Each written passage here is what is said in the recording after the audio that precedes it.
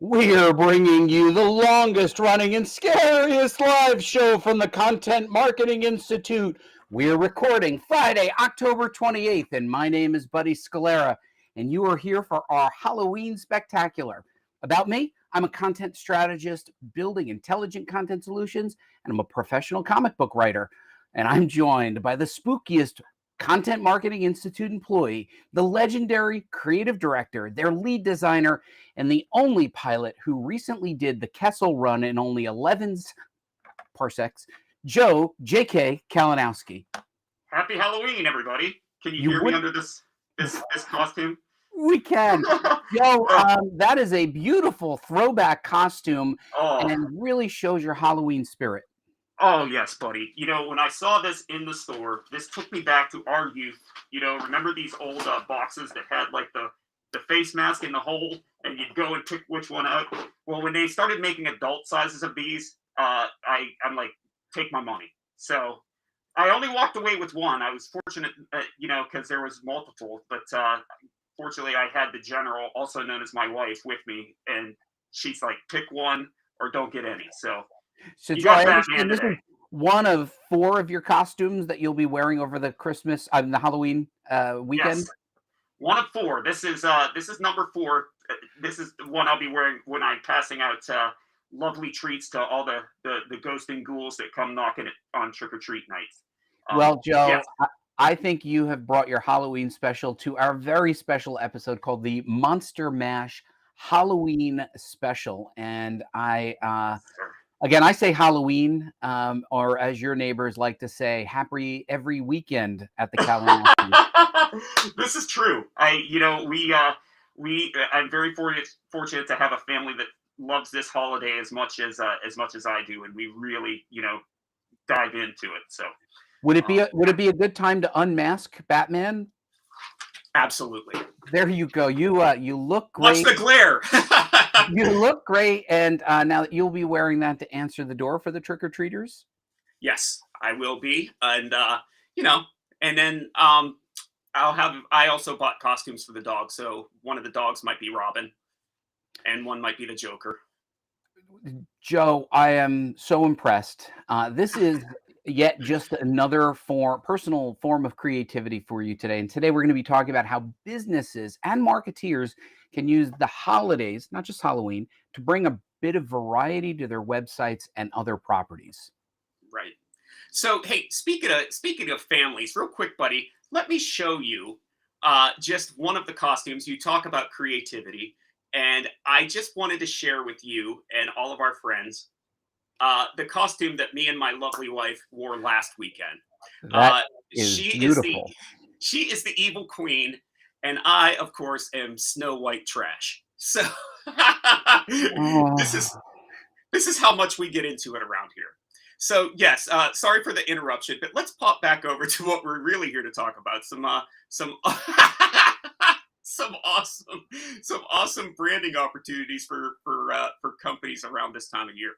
Joe, I wasn't sure if we were going to show that one, but it looks like the audience is already responding. I see comments flying in right away. Stephanie, Jim McLeod, Andy Robinson, they are digging the Cali family costuming.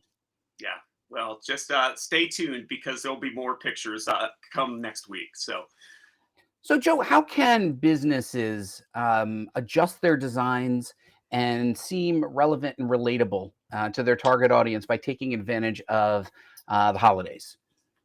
Well, it all comes down to planning and knowing your audience. If you plan ahead, like at some of these companies that we're going to talk about today, if you plan ahead and you can strategically work it into your content plan and your branding plans, knowing that your audience will be receptive to it, just go for it. Because buddy, how many times have we seen so many people that really didn't, or so many companies or brands that didn't plan for it, and then all of a sudden they seem to fall short because they do something at the last minute. They might do a simple Instagram post or post a spooky picture on their website, or maybe change a color on their website, or and it looks a little lackluster, and it's just lip service more than anything. What it shows me, Joe, when we see brands that embrace the holidays, it shows us that they are real and alive, and that Sure. they have not had a campaign where they set it and forget it, and they've never gone back. And that behind there is a creative team that's getting an opportunity to just play a little bit. Right. And we have a couple of examples. I'm gonna call Amanda. So when I went to New York Comic Con, this year's Comic Con 2022 at the Javits Convention Center, the brand Funko, which I know that the Politzis are a big fan of the Funko toys, they did a wonderful Halloween themed design for their booth. So this is the back end of the booth.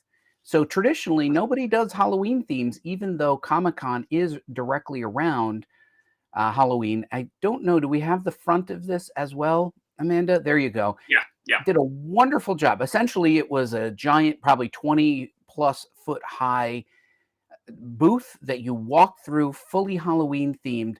And I looked at this, and not only was it remarkable, it was buzzworthy and showed up on all kinds of Instagram streams. What are your thoughts on a design like this, Joe, getting ready for a big event like Comic Con? Sure. Well, first and foremost, it's consistent with the Funko brand. I mean, it's consistent and relevant to the product that they put out, from their bobbleheads and their action figures and everything else that they do. They do marketing. They know their audience, and they know That's right. what they can get away with. And I mean, you go to Comic Con every year just to see what Funko is going to do next. And they really knocked it out of the park this year. I mean, you were texting me from the show floor That's telling right. me about this, how awesome this was, and bringing back pictures to share with all of us. It's just fantastic what they, and it was completely relevant, and it was a home run for them, because it filled up anybody that was following Comic Con social feeds. I mean, it was all over it. Yeah, it was going to be expensive for them to produce their booth. And I should say that Funko changes their booth every single year. But this time it became buzzworthy. They were worth sharing. It was remarkable enough that I wanted to share this with you. Mhm. And another thing that I shared with you, Joe, was Google has a whimsical side. Now, we all know Google from their Google Doodles. So, Amanda, would you pull up the screenshot? So, this was just, I did a search on the Google Doodles page. And basically, you're just seeing all the different ways that they have incorporated spooky imagery. And I thought, oh, that's really cool. But if you want to pull this one down, the one that really knocked me out, if you could pull up the Google Trends images, there's probably about 5 of them if you want to cycle through them. So, Joe, what this is a reskin of Google Trends, which is typically just a site that you would go for quant. You might, as a content marketer, do keyword research, see what's trending over time, see what the lift of certain terms is. What they did was they reskinned it. They had spooky music in the background, and they called this the Frightgeist, like the zeitgeist. They called it the Frightgeist. And what was amazing about it was just how well it was done. There you go. They made it look like movie credits from an old movie. What did you think when you saw this, Joe? Well, the first thing I thought was, oh my God, Google just hit it out of the park again. Because, we all love the Google Doodles, and we all love the little Google animations. But to take something as, dare I say, I don't want to say mundane, but not as creative as other things that Google does, by taking their Google Analytics page to the next level, shows that they understand their audience, but how much fun they can have with this information, because it's specifically Halloween content. That's right. And I have seen this, buddy, since you sent that to me a couple days ago. I've seen this shared like hundreds of times already. And people, citing and the thing is, a lot of articles are citing that Google trend, because they talk. I mean, the biggest Right. thing is they're talking about Halloween costumes, and who has the most popular Halloween costume by state, drilled down to by city. But it's such, and the hat tip to the nostalgia, the black and white, Right. and it's just fantastic. So what that did was it showed that Google was timely and relevant, just whimsical enough to pull it off, but not so far over the edge that it's ridiculous. The navigation was easy to maintain, and also, as you were saying, Joe, the black and white broke through the mold where everybody's using orange. So I wore my bright Right. orange today. I've got my pumpkin, so I'm all orange. I think you're wearing Vincent Price at this moment. Vincent Price. Yep. Vincent Price. what they did with the black and white was really disrupted what people were expecting from them. People don't expect this, but Google has that whimsical side, and they really pulled it off. So it is just Google Trends. If you're used to going to Google Trends as a marketing tool, you'll be pleasantly surprised by what you find. Yeah, for Now, the sure. next one, Joe, traditionally we think about candy for kids, and I went to all of the websites for all the major candies as part of the job. I also went and ate bags of candy, lots of fun size ones, which incidentally, a lot of people don't realize the fun size don't have calories. Oh, good. Oh, thank Yeah, God. so I ate all of them. But Halloween is always associated with Hershey's. But Hershey's did a little bit beyond what you would just consider a basic reskin. They made content that was relevant to the holidays. They didn't just give you tips for handing out candy. They gave you recipes. They even gave you fun games that you can do where you incorporate the candy. If you look at some of these, you realize even in the center there, it says Halloween party games. And what that did was it said, look, we get it. This is an important holiday for us. It is an important holiday for you. And then what you're able to do is say, I completely get it. And now they're integrating their content and their marketing so that it's relevant to their customers, but also relevant to the calendar. What did you think when you saw these skins, Joe, and the way they moved their users through the bottom navigation and showed available content to them? Well, it's fantastic use of their their site for sure. But what I found compelling about this is the fact that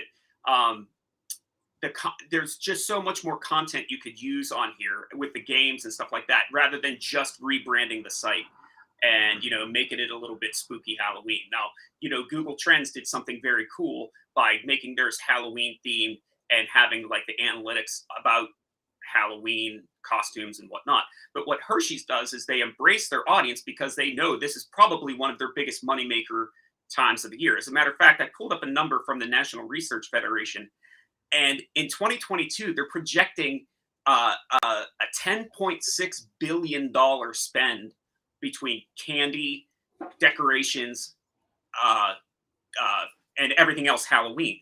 So a company like Hershey's better bring their game, when at this time of year, and they certainly did with this site.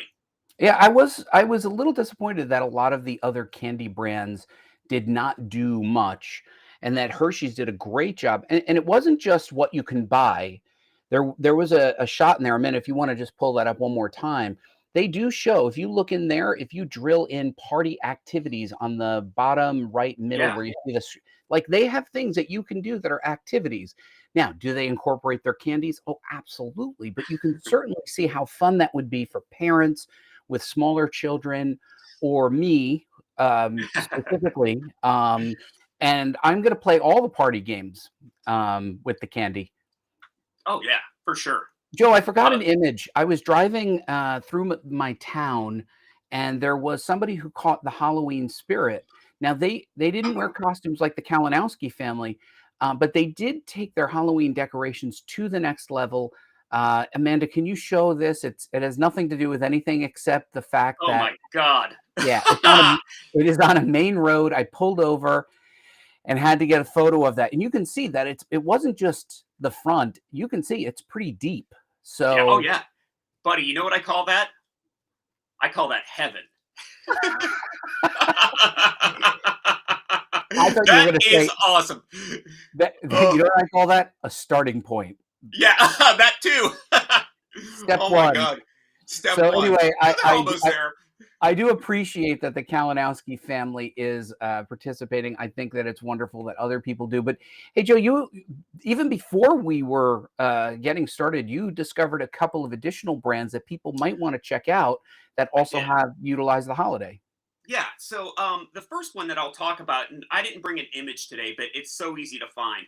And the reason I bring it up because they ran these commercials during my football game last weekend, and Heinz to promote they rebrand their Heinz ketchup every Halloween, and they call it tomato blood instead of just regular tomato ketchup, and they rebrand it tomato blood.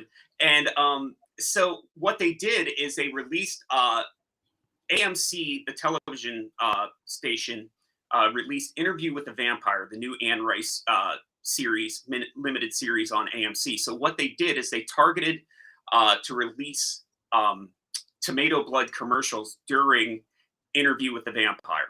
And most of the commercials are focused around this kid. I believe his name is Toby, a 180-year-old vegan vampire, and all he does is drink ketchup. And Wow. actually, I have his name here. EJ Marcus, who's a TikTok star. They hired this kid, EJ Marcus. So what they did is they went out and found a TikTok star to star in their commercials. So Wow. of course they already had the regular Heinz market share, but now they're getting all of this kid's followers to come over and check out all the stuff they're doing. And they're doing some wonderful campaign stuff with it. But Amanda, speaking of candy, buddy, we were talking about candy. Amanda, if you could pull up the vegan treats. This one that I found, I thought was so cool. This is a little bakery, buddy, down in Bethlehem, Pennsylvania, middle of Pennsylvania. And they are known for, they dominate their Instagram pages with all of these lovely vegan cakes and donuts and everything that they make. And they do it right. They start targeting their audience, knowing how popular they are and probably how long it takes to make these cakes and stuff like that. They started promoting this at the beginning of September. So at the beginning of September, they start like hammering the Halloween theme. Now, they've done this for a few years, and like the bottom right image of the skull, that is a cake. The top left is they target, not only do they target nationally because you can order that cake and have it shipped anywhere, but they also target, they know their hometown audience, so they'll put out a post that says, hey, get them while they're hot, today only, these vegan Halloween donuts. So they're, and they're in store only. But what was really cool about their website, I popped over and just kind of took a look around and see what's ordered. Everything is sold out. They're just completely sold out. But they even went and taken their e-commerce even farther. They made lapel pins and T-shirts and all Halloween themed. This vegan bakery. So they just took it to the next level. And they know their audience. They embrace the creativity behind all of it's one thing to own a bakery and you can be as creative as you want to be, but when it comes to the holidays, you can really take it to the next level, and they've obviously done that. All right on that point, Joe. Holidays. Most holidays, at least in the United States, fall on either the same day or a week, right? Sure. There are brands that can look ahead. You're running your content marketing division, you're part of the marketing team. Look ahead at the calendar, right? Think about what you can do that's calendar relevant, that fits with your brand, that doesn't dilute your message, that won't be distracted, won't be facing some sort of backlash because it was done in poor taste. And I would recommend, and I think, Joe, I'd like to hear your recommendation. I'd like to recommend that you start marking out those calendars because, as you just said, Joe, they didn't drop those images the week of Halloween. They did it in the beginning of September, giving people time for discovery, sharing, and ordering. And so I look at this and say, it's hard to reskin a website. It's hard to build content. So it does take time. Should you be planning for the end of year holidays? Absolutely. Should you be planning for the new year? 100%. Joe, what are some things that you think that designers and marketers might want to think about as they move forward with these holidays? Well, what they could do is, every good content creator should have some kind of editorial calendar. Mm-hmm.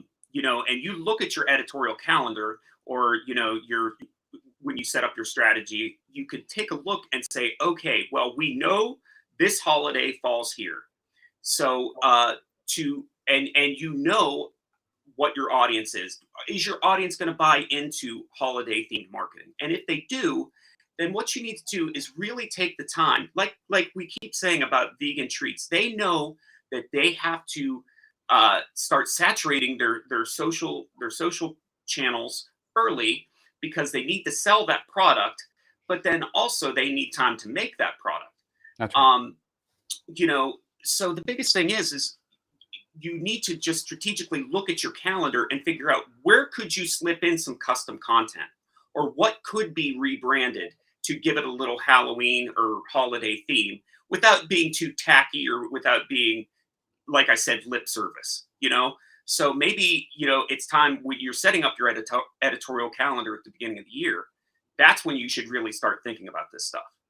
Yeah, keep it on brand, relevant to the holiday and the seasonal mood that people are in. But also remember, there are so many ways that brands can tip over the edge into the area where they don't want to be, where they're controversial, where they're Yeah. buzzworthy for the wrong reasons. So make sure you get input from many different people from different backgrounds.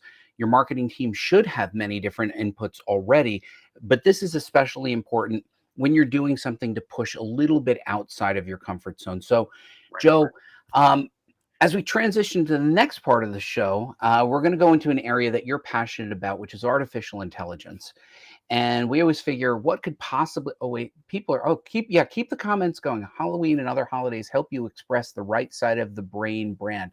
I like that. I like that It's really comment. good. That's a really Yeah. good one. Yeah, it's a great point, Rodrigo. Now, Joe, I know you're into artificial intelligence and you've been using DALL-E, but you stumbled upon something that is, I would say, fairly creepy and on brand for Halloween. Can you first Right. describe what it is, and then we'll ask Amanda to pull this up while you're doing the description. So, Amanda, pull up the image while Joe tells us what The, we're looking at. the first image, Amanda, the castle, please. Okay. So there is a artist named who goes by the moniker Super Composite. He is a musician and multimedia artist from Sweden, and he has been delving into the world of artificial intelligence, the text-to-image generators, and he didn't want to talk about which image generator he was using, and he still hasn't let that come to be known just yet. But what he did do is, in these image generators, what you can do is you can type in something and it'll create the image that you're asking it to create.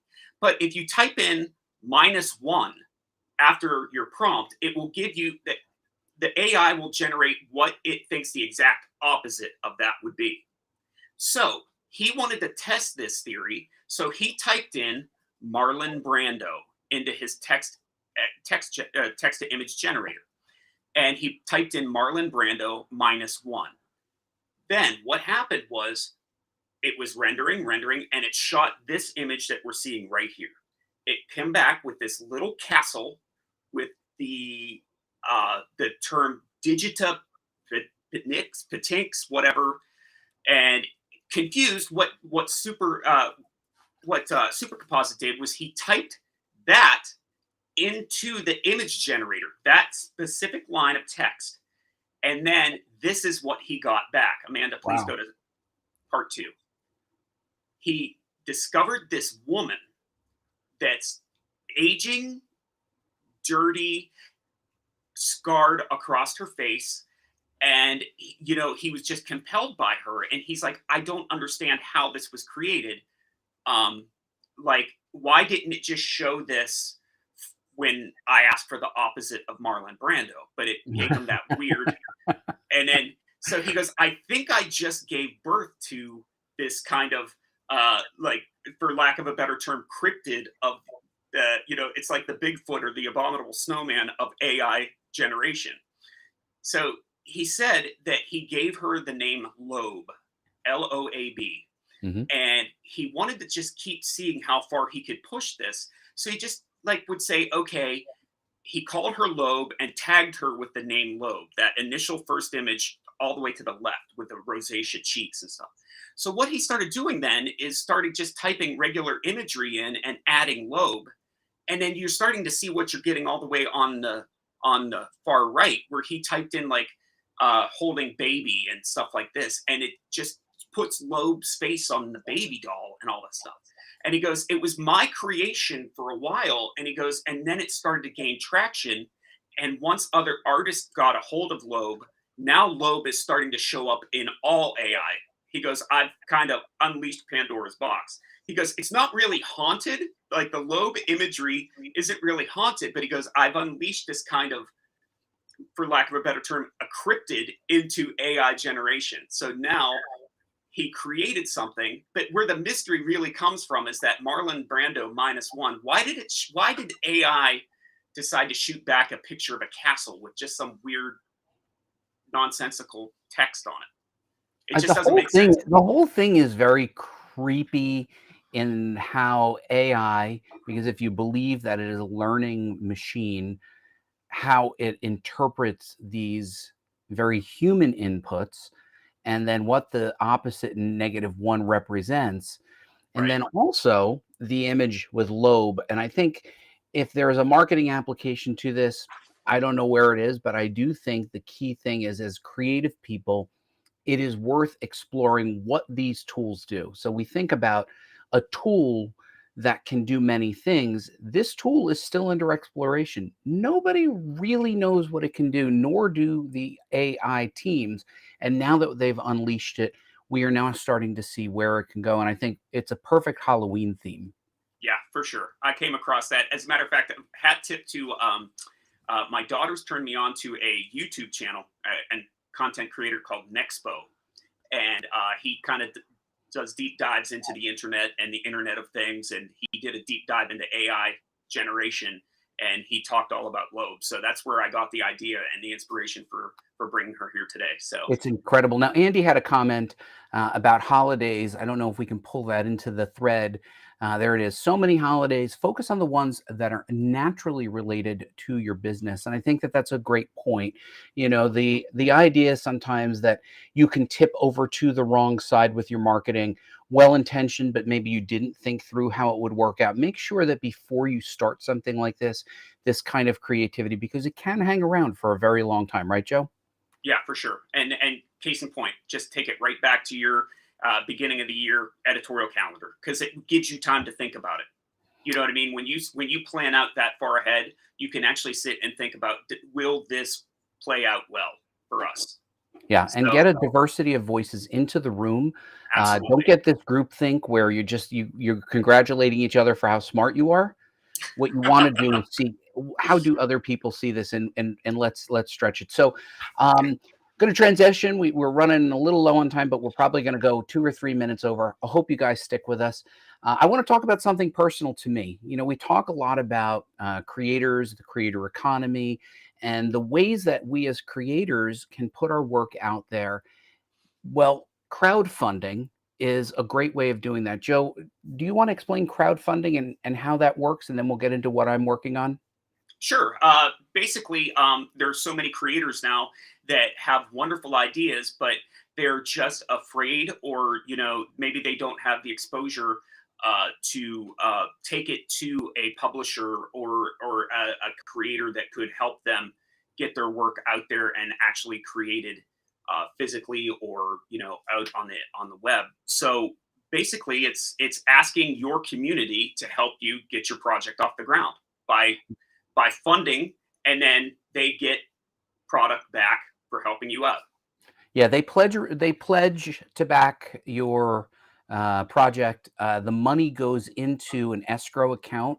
I cannot access that until the completion of the fundraiser.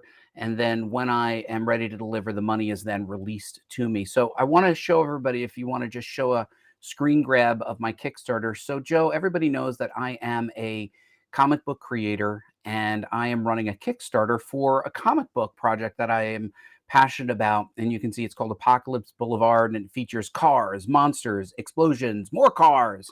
And it's a passion project for me. I started it, and I'm trying to raise a small amount of money so that I can complete the publishing. It is quite expensive to go out of pocket to make a comic book.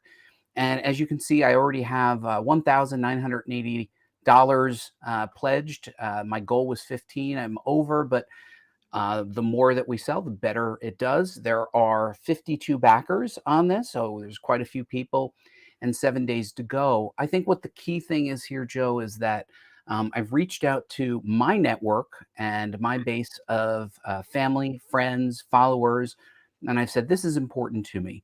And what this represents for all of us as creators is a new avenue where you can put your work out there. You can get people to support it.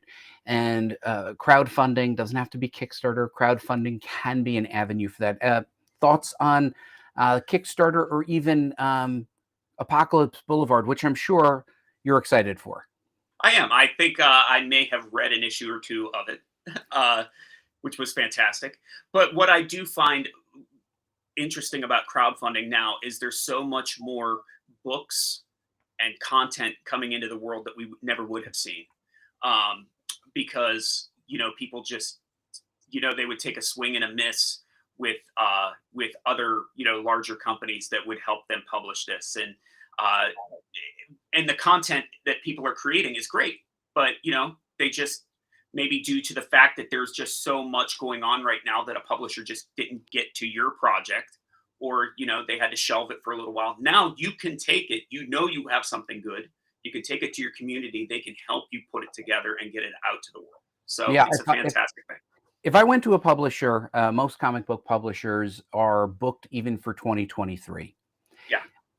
Earliest I'd be seeing this is 2024. I didn't want to do that. I don't want any editorial input. I'm happy with the product, with the people that I've worked on. It will go from me directly to the people who are pledging it. And that is something that all creators should start thinking about, which is alternate avenues of getting your creative work out there. We're going to do that in a future episode, Joe. So we'll cover that, and we'll talk about what my experiences were with the analytics that I was able to collect. But more than anything, Joe, this is time for what we consider the tax write-off of the show, which is Joe's moment where we say, Joe, you've gone out shopping all week. You brought home a fresh box. Joe, what's in the box? Amanda, let's just run the what's in the box jingle, because you did a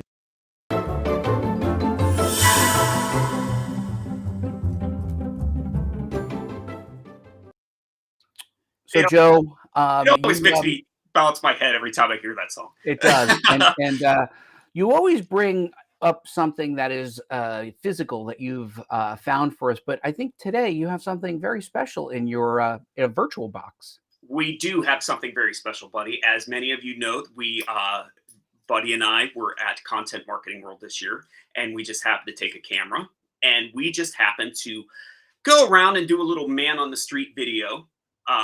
Some capturing of some attendees and some speakers with a simple question, a very simple question, being the fact that Content Marketing World 2022's theme this year was Drive Forward. So we asked a simple question. What was your first car, the make and model of your first car, and did it have a nickname? And with the help of our wonderful producer, Amanda, she helped us put together a wonderful video to share with you today, and I hope you like it. Amanda, give it a roll.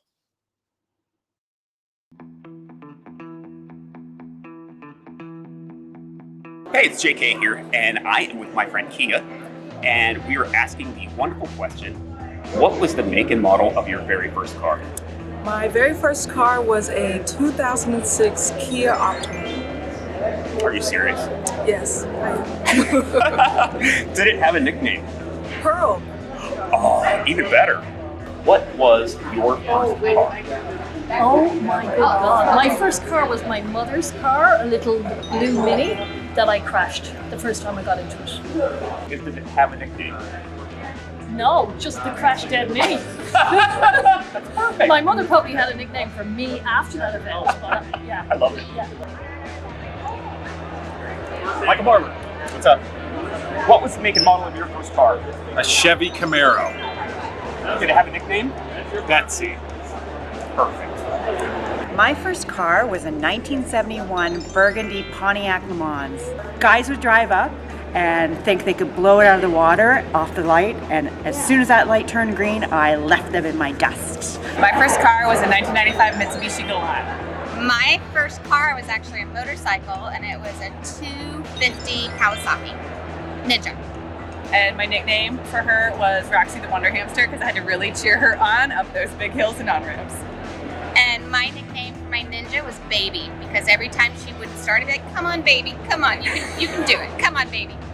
My first car was a 1999 Honda Accord. It was a badass. It was red, it was awesome. I drove that baby into the ground, 220,000 miles. My car did have a nickname. It was called the Tornado because I actually took it tornado chasing multiple times and it kept me safe. A Fiat Strada. It was an orange car actually, but an awful car. It's an Italian economy car. I think someone bought it for like a couple $100. It was not a good car, but it got me around and I loved it. Gary the grocery getter. What was the make and model of your first car? Plymouth Sundance. Little red piece of crap, but the best part is it had the automatic seatbelt. Did this car have a nickname? No, I wasn't that creative. Gee, what? My first car was a 1993 Chevy Cavalier. It was supposedly champagne colored, but my friends and I joked that it was warm beer because this thing was rusty, rickety, loud, and her name was Vi, which stood for virtually indestructible. My very first car was a Nissan Maxima. I don't know if it had a name. I want to say Maxine, but I don't think so. I was just happy to have a car. What was your very first car? My very first car was, I still have it, a 1999 GT Mustang, a 5-speed, and a 35th anniversary edition, black, leather interior. I did drive it in the winter. I was not allowed to drive it in the winter because it's rear-wheel drive, but that was my first car. I still have it. It's fantastic. Yeah. Did it have a name? Ziggy Stardust, because it was androgynous. I never wanted to commit to what gender it was. I wasn't really sure, so sometimes it just lent itself to a lot of opportunity there. Oh my God. Ziggy Stardust. I think we got our perfect answer. I had a 1990 bright gold LeBaron convertible. It was called the Golden Screamer because it had the loudest CD player that you've ever heard. For those that know what a CD player was, you put it in and you could hear it for miles around. Okay, so this is a little bit embarrassing. My first car was a Dodge Journey. And it didn't have a nickname. So the name that I like to call it was literally my adventure car, so I named it Journey. Yes! You know, for all of these, you've never asked me what my car was. Well, what was it? Well, my car was a 1969 convertible Mercury Cougar. It's pretty cool. Thanks you. Did it have a nickname? It didn't have a nickname, but mostly it was referred to, can you pick me up? I'm stuck on the side of the road again.